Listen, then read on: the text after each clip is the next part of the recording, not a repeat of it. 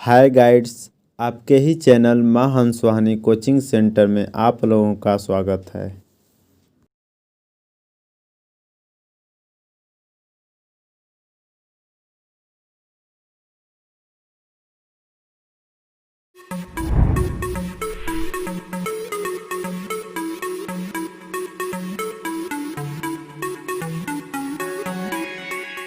जो प्रश्न संख्या 10 इस प्रकार है। प्रश्न संख्या 10, संख्या रेखा पर 5 और 7 का योग लिखिए।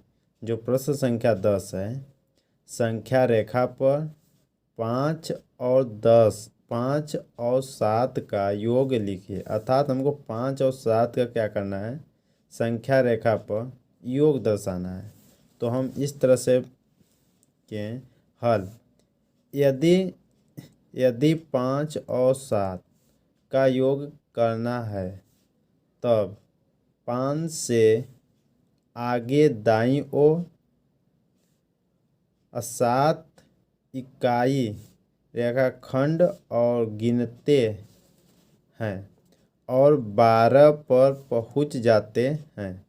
अर्थात हम लोग कैसे किए हैं, देखिए ये हम लोग रेखाखंड खींचे हैं इस तरह से, ठीक है। तो मेरा पहले बोला गया 5 और उसके बाद 7, 5 और 7 का क्या करना है, योग करना है। तो हम लोग 0 से 5 कदम दाईं ओर गिनते हैं, 1 2 3 4 5, 5 पर रुक जाते हैं।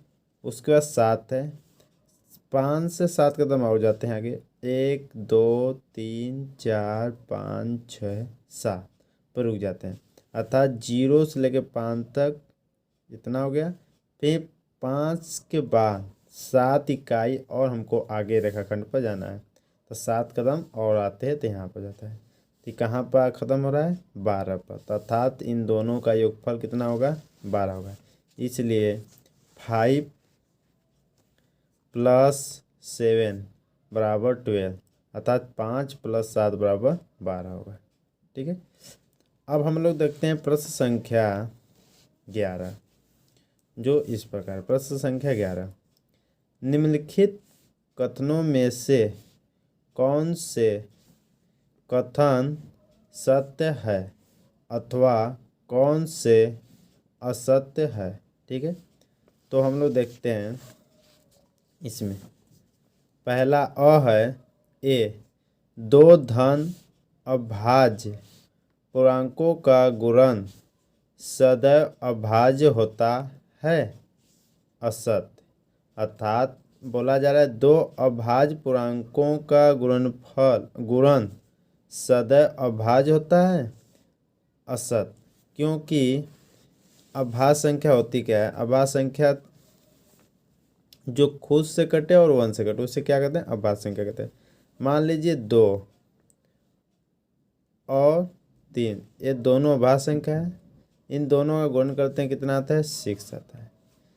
देख रहे हैं, जो 6 आया है ये अभाज्य संख्या है, नहीं है। अगर मान लीजिए 5 एक हो गया, 1 7 हो गया, दोनों का गुणा 5 और 7, 5 भी अभाज्य संख्या है, 7 भी अभाज्य संख्या है, दोनों का गुणनफल कराते हैं तो कितना आता है, 35। जो कि यह 1 से भी कर सकता है, 5 से भी कर सकता है, 7 से भी कर सकता है, 35 से भी कर सकता है। अभाज्य संख्या उसे कहते हैं जो संख्या खुद से कटे और 1 से कटे। तो इसमें देख लो 35 जो आ रहा है, जो उसका गुणनफल आ रहा है, 1 से कट रहा है, 7 से कट रहा है, 5 से कट रहा है, 35 से कट रहा है। इसका मतलब 1 और 1 के अलावा ढेर सारे संख्या से, ठीक है, 1 और 1 के अलावा कोई भी संख्या जिस धन पूर्णांक को काटती है तो क्या कहलाता है, अभाज्य संख्या नहीं होती है। अभाज्य संख्या वही होती है जो संख्या स्वयं से कटे और 1 से कटे। जैसे 5 है, 5 है, 5 देखिए 1 से कटता है और 5 से विभाज्य, 1 से भी विभाज्य होगा और 5 से। 7 1 से विभाज्य होगा और 7 से होगा। तो ये सब इस तरह से गुणनफल होना चाहिए। तो इसलिए क्या है, कथन असत्य है। दूसरा देखते हैं हम लोग,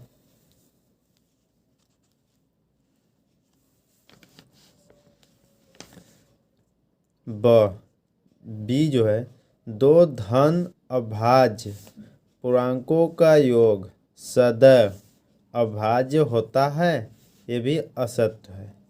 ये भी क्या होगा? असत्य होगा। अगर हम लोग दो धन अभाज्य संख्या लेते हैं तो 2 + 3 ले लो, तो इन दोनों का गुणनफल इन दोनों का योग करते तो 5 मिलता है। अभाज्य संख्या मिल गया, ये तो ठीक है। यहाँ पर और देखते हैं 3 + 5, इन दोनों को जोड़ लेते हैं तो क्या मिलता है? 8।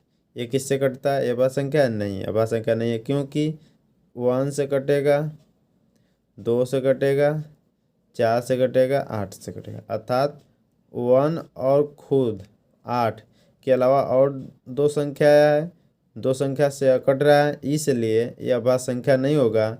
इसलिए क्या है? एक भी कथन क्या होगा? असत्य होगा। तीसरा हम लोग देखते हैं, यदि ए और बी कोई दो ऋण पूर्णांक है तब a + b भी सदैव एक ऋण पूर्णांक होगा। ये होगा कथन सत्य, क्योंकि a और b क्या है?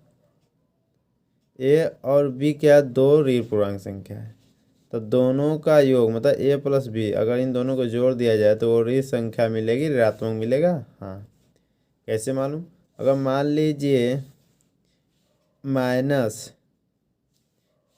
-a है ऋण संख्या, ये भी -b है, अगर दोनों का योग करते हैं तो क्या आता है? तो यहाँ पर हो जाएगा -a और -b, दोनों से माइनस कॉमन निकाल देते तो a + b, तो दोनों का योगफल माइनस आ रहा है, इसलिए ऋण संख्या ही प्राप्त होगा। इसलिए क्या होगा? ये सत्य होगा। ठीक है। प्रश्न संख्या 12, यदि a एक धन पूर्णांक है तो दिखाइए कि संख्या a छोटा कोष्ठ में a + 1, छोटा कोष्ठ में a + 2, छोटा कोष्ठ में a + 3 संख्या 24 से पूर्णतया विभाजित होगी। ठीक है, ये प्रश्न है, जो संख्या इतना 24 से क्या हो रही है? पूर्णतया विभाजित होगी। तो इसका हल होगा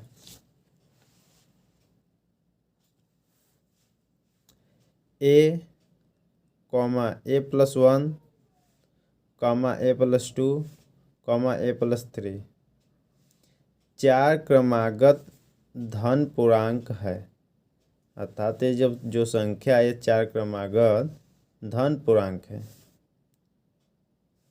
अतः इसमें से एक 4 से विभाजित होगा। इसी प्रकार 3 क्रमागत धन पूर्णांकों में से एक 3 से विभाजित होगा, और इसी प्रकार 2 क्रमागत धन पूर्णांकों में से एक 2 से विभाजित होगा। अतः संख्या a, a + 1, a + 2, a + 3 संख्या तो 4, इसमें 4 संख्या 1 2 3 4 है। ठीक है, तो इसमें कोई एक संख्या 4 होगा तो इसलिए 4 से विभाजित होगा, फिर इसके अंदर कोई संख्या 3 होगा तो इसलिए 3 से विभाजित होगा, इसके अंदर कोई संख्या 2 होगा इसलिए 2 से विभाजित होगा। तो इसका गुणनफल करते तो 4 3 12 दूना के 24। ठीक है, बराबर कितना आता है? 24 से पूर्णतया विभाजित होगी। प्रश्न संख्या 13, यदि a एक सम धन पूर्णांक है और b एक विषम धन पूर्णांक है, तो बताइए कि निम्नलिखित संख्याओं में से कौन सी सम होगी। a क्या है? ए यहाँ पर जो है ए शब्द जो है ए सम धन पूर्णांक संख्या है, ए सम संख्या है, बी क्या है विषम संख्या है। ठीक है, तो इसमें बोला गया निम्नलिखित संख्याओं में कौन सी होगी। चलिए हम लोग देखते हैं। ए स्क्वायर बी स्क्वायर ए प्लस बी, ए गुणे बी, ए कोष्ठ में ए प्लस वन, बी कोष्ठ में बी प्लस वन। इनमें से हम लोगों को चुनना है सम संख्या और विषम संख्या। ठीक है, ए जो होगा जहाँ जहाँ ए होगा वह सम संख्या होगा, जहाँ जहाँ बी होगा वह विषम संख्या होगी। ठीक है, तो हम लोग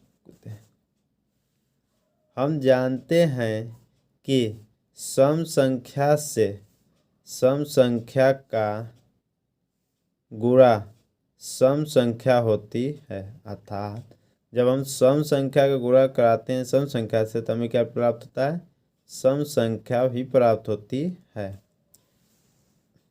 विषम संख्या से विषम संख्या का गुणा विषम संख्या होती है और सम संख्या का गुणा विषम संख्या से गुणा सम संख्या होती है तथा सम संख्या और विषम संख्या का योग विषम संख्या होती है।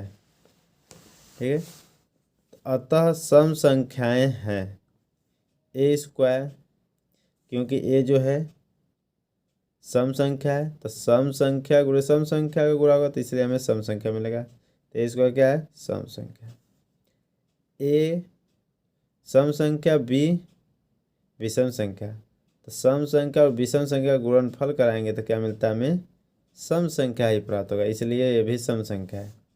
यहाँ पर ए सम संख्या है, यहाँ पर ये विषम संख्या हो जाएगा, मतलब सम संख्या में वन जोड़ोगे तो विषम संख्या प्राप्त हो जाएगा, तो विषम संख्या और सम संख्या का फिर गुणनफल होगा तो क्या होगा हमें सम संख्या ही प्राप्त होगा।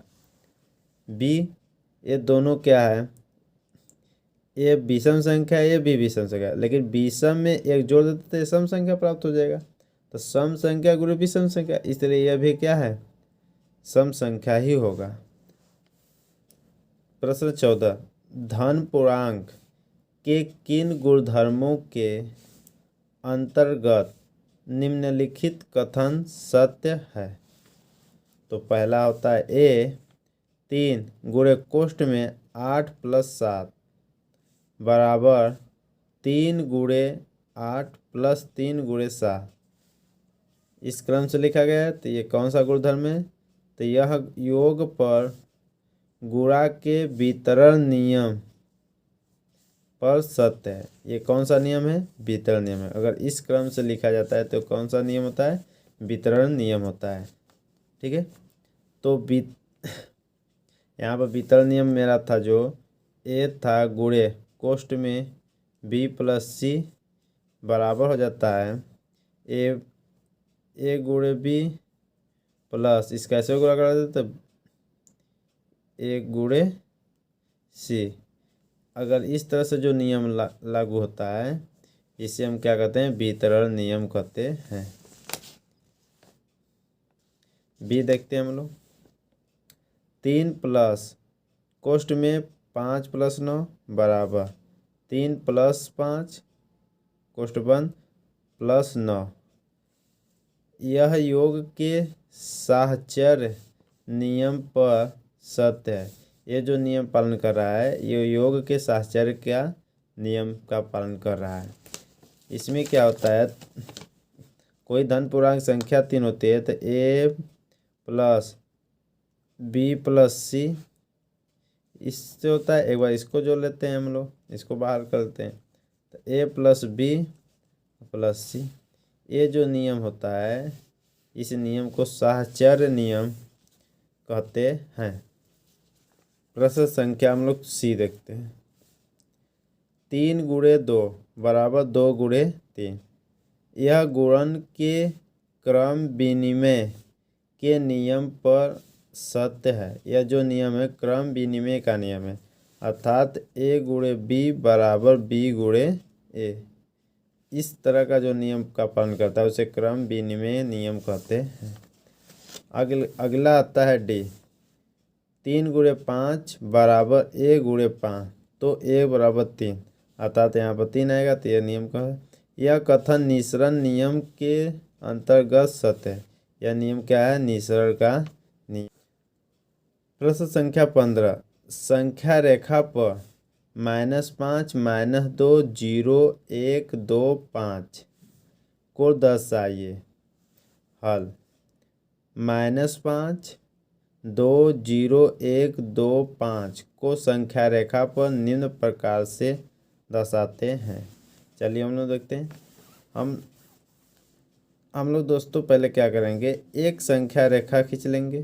ठीक है, उस पर क्या करेंगे, बीच में 0 कर देते हैं, मूल बिंदु 0। 0 से बाईं साइड में माइनस होता है, -2 -3 -4 -5 इस तरह से होता है। 0 के दाहिनी साइड में क्या होता है, प्लस होते हैं, 1 2 3 4 5 इस तरह से होते हैं। तो हमको -5 दर्शाना है, -5 यहाँ पर हो गया। ठीक है, तो हम लोग क्या करते हैं, -5 को b से दर्शा दिए।